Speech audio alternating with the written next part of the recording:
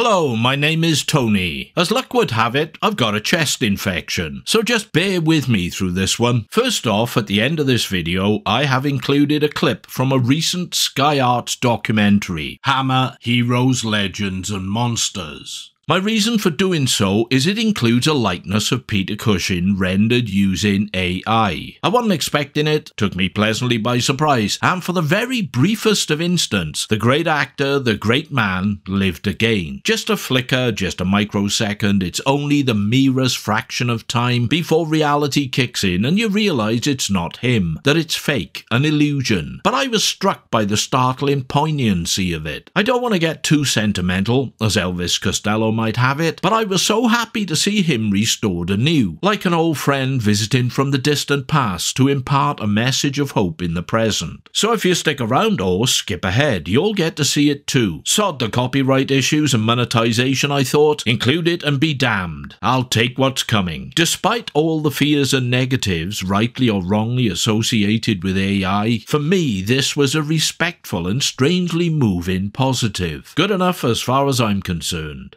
Horror Express comes with its fair share of negatives, and to all intents and purposes, is a sort of cinematic enterprise that warrants adverse critique. Except there's an almost inexplicable something about it that makes it compelling, engaging, and terrific fun to sit through. Of all Cushing and Lee's joint screen outings, I find it to be one of my favourites. Before we get into anything like an analysis though, I'll run through some background and explain what it's all about. Alfie. The basis is a very loose adaptation of John W. Campbell's 1938 sci-fi novella Who Goes There, famously filmed in 1951 as The Thing from Another World by Howard Hawks, and then later by John Carpenter in 1982. Despite Carpenter's masterwork being both a critical and financial failure on release, it is now considered one of the most groundbreaking and innovative exemplars of the genre. One of the best sci-fi movies ever made, a monumental touchstone,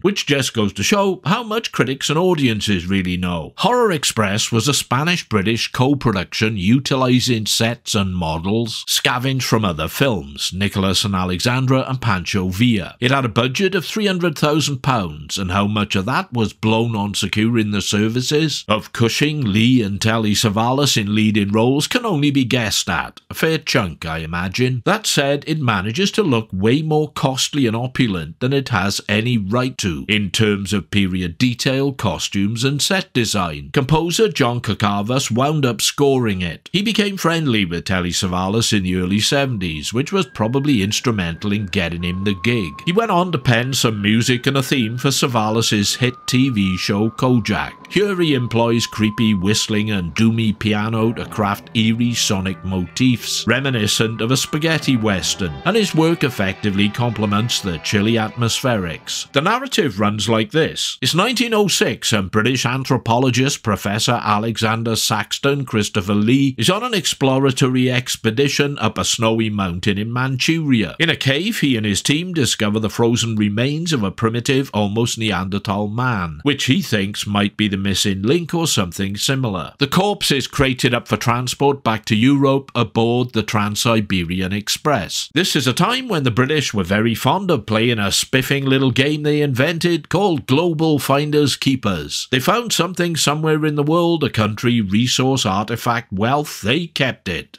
At the train station, Saxton runs into his old scientific rival, Dr. Wells, Peter Cushing, who was also a passenger on the same train. Other passengers of note include the Polish Count Petrovsky, George Rygord, and his much younger, aren't they always, wife, the Countess Irina, Sylvia Tortosa. They have in tow their spiritual advisor, dishevelled, long-haired, Rasputin-alike monk, Father Pijardov, Alberta de Mendoza. Then there's a police inspector, Mirov, Julio Pena, and the Matahari-type spy Natasha Helgalina. Oh, and a ropey squad of soldiers plus a shitload of odds and sods. It's a pretty full passenger list. Before they get on board though, a Chinese thief tries to burgle Saxton's crate, thinking he's on for some plunder. He is found dead on the platform with his eyes turned white. Mirov suspects murder. Pujardov wails there's something evil in the crate. Saxton says it's just fossils, so fuck off, or equivalent. Thus the crate is put aboard and our journey begins.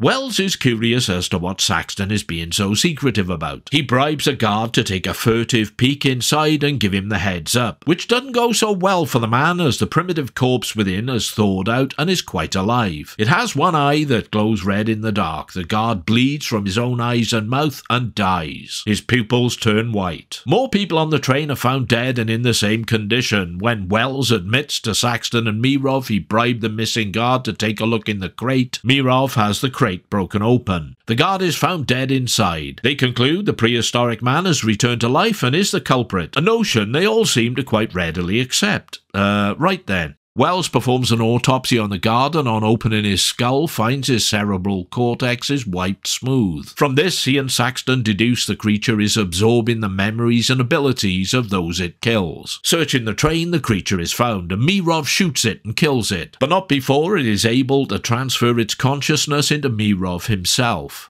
Examining fluid drawn from the dead creature's eye under a microscope, Wells and Saxton see images of dinosaurs and planet Earth as viewed from space, which leads them to believe that an extraterrestrial life form landed on Earth millions of years ago and to survive inhabited the body of a primitive man. It's been frozen in the ice all this time. By now, Mirov, the creature, is on a killing spree, targeting those that may have certain scientific knowledge that will enable it to build a spaceship capable of transporting it off the planet. An engineer is one of the first to succumb to the old bleeding white eye and cash in his chips. Telegrams have been sent from the train to the authorities informing of the deaths. The response is to assign Cossack Captain Kazan, Telly Savalas, to stop and board the train with his men and apprehend or eliminate the killer. Although Mirov is identified as the perp and Kazan fatally stabs and shoots him, before he dies the creature within possesses the mad monk Pujardov, who willingly allows this because he now believes the creature is Satan. Rapid ideological shift then, much like our own Archbishop of Canterbury in the UK, who also made the switch from God to the devil last year. It was a bit more expected in his case though. See it come in a good country mile off. Obvious that the guy was a wrong un. Anyway, Pujardov kills Kazan and all his men in a murderous frenzy. Saxton figures the creature loses all power in the light, so blinds it. Pujardov tries to make a bargain, promising technology and a cure for all disease, which Saxton rejects. You won't buy his integrity with this saving mankind bullshit. The creature doesn't take rejection well and responds by reanimating Kazan and his men as blind zombies. Saxton, with the added burden of saving the Countess, must hack, slash, strangle and shoot his way through the zombie horde to make it to the last carriage where Wells and the remaining passengers are holed up. Kazan's superiors have sent a telegram to a dispatch station ordering that the train be destroyed. The tracks are switched, sending the locomotive towards a deep gorge. Saxton and Wells manage to uncouple the last carriage just before the train plummets into the abyss and explodes, destroying the creature. The carriage stops on the very edge of the precipice. Phew, just in the nick of.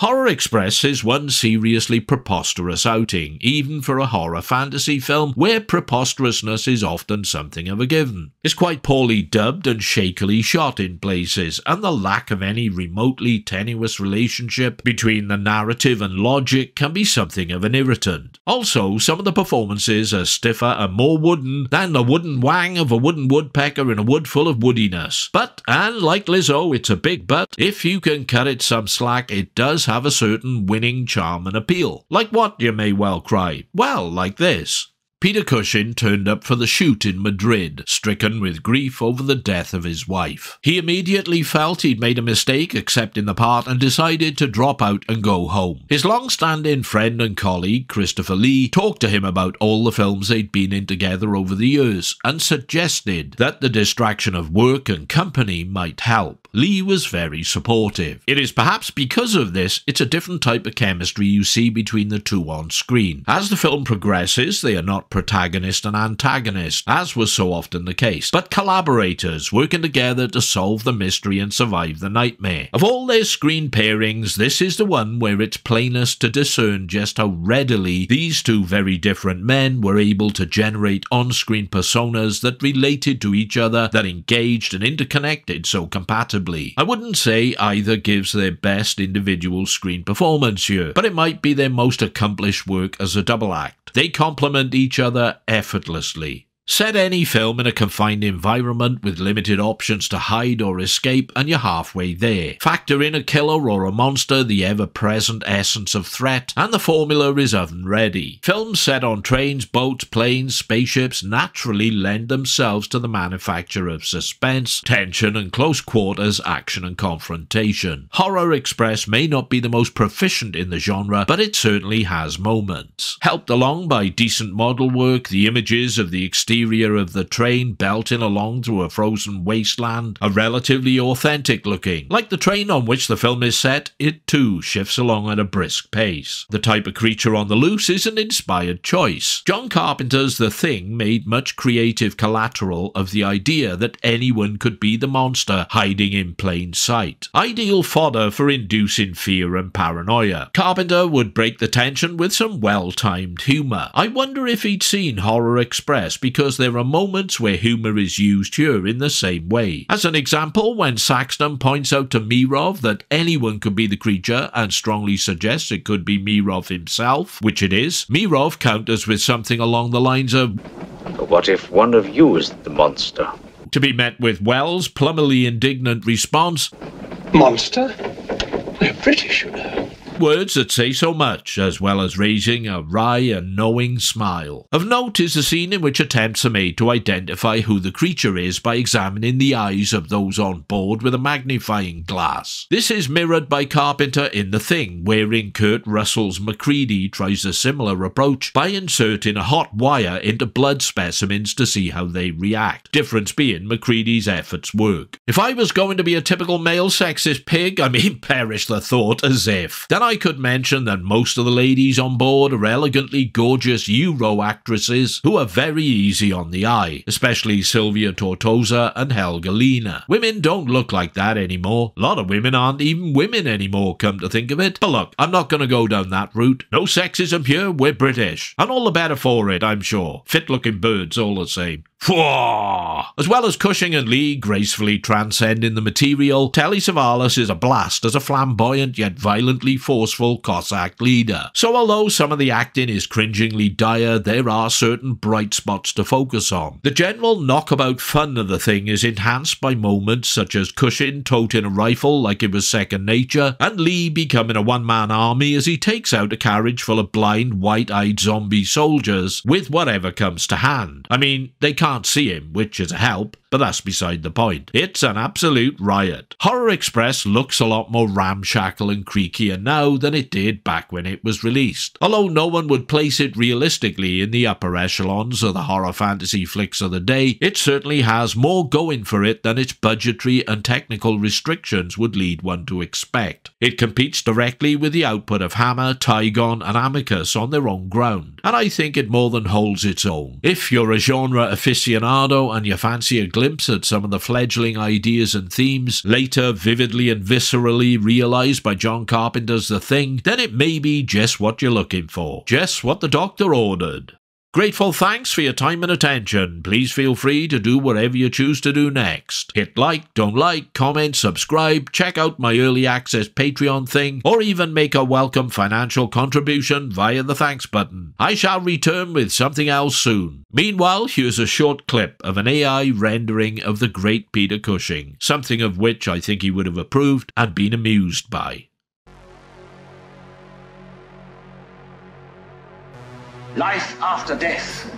Indestructible.